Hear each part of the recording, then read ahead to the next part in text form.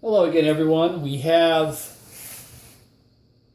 the unboxing of a completely built Fujimi police car, number 27, which, like the Deckard sedan, was built by the very capable and talented Steve Cook from Wisconsin. Also, as with the sedan, Steve installed a custom light kit, which I've since become acquainted with the sedan, and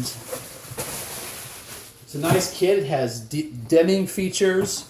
It has various modes, and the one thing I don't care for, and I'm not sure how Steve could have planned around this or worked around it, is that the light kit, the remote, the RF remote, some of the modes cause all of the lights to behave similarly so that the interior lights will flash or blink along with the headlights.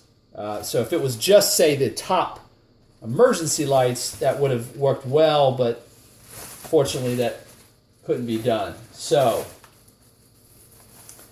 Steve does a pretty good job, all very creative job at safely boxing up, as he's done with the sedan and with the Metro cab. And you see slowly being revealed here is the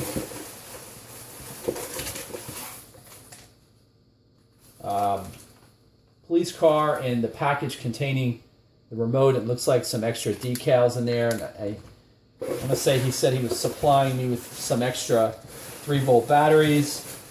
Turns out that this particular light kit, when the car is supplied with power from attached batteries, unfortunately, it continues to draw power from the batteries for the receiver built inside the car. And that makes sense because it needs to be able to receive an incoming signal from the remote, and so it needs to draw a little bit of power to do that, and then it ends up draining the batteries pretty quickly. So when I display it on a shelf, I'm always very careful to unplug some of the batteries. So this is the sedan, and as you can see, it turned out very well. I saw some update photos of it. Steve emailed to me. Very well built. Some nice weathering. Definitely looks like a vehicle that one would have seen in Blade Runner Los Angeles in the year 2019. So let's get the batteries. And by the way, what he's done is he has attached the battery holders to the underside of the car, which really cannot be seen and don't touch the surface, the counter. Although this one might come really close to when the batteries are installed. So I mean, very gentle with it, because I know some of these parts are a little fragile. The rear view mirrors I was warned about, so I'm being careful to not hold it in any way that could damage the rear view mirror. So looks like he put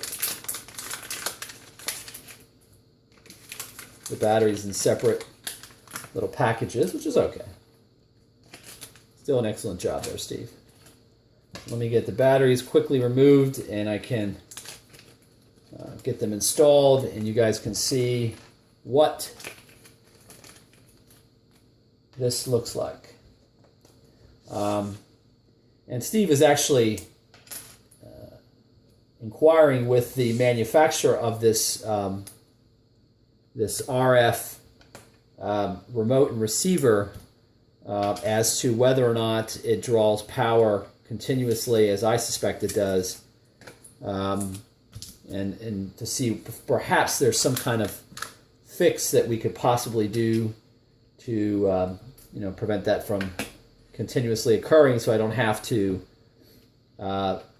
lift the car each time to install the batteries. Probably increases the chance, of course, that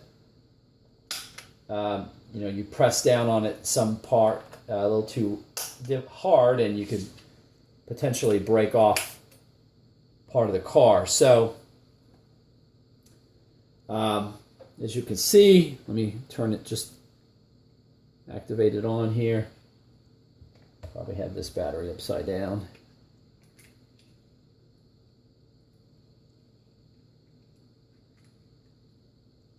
Yeah.